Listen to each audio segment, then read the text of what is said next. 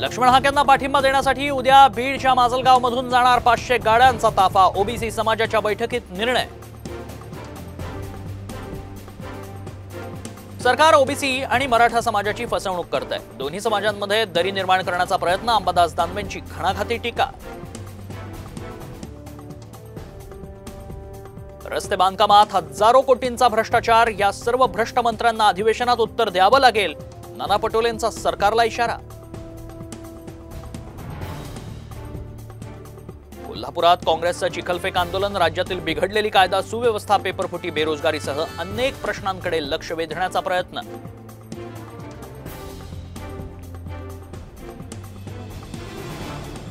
नीट परीक्षा रद्द करा, विद्यार्थ्यांना न्याय द्या यासह विविध मागण्यांसाठी काँग्रेसचं मुंबईतही आंदोलन।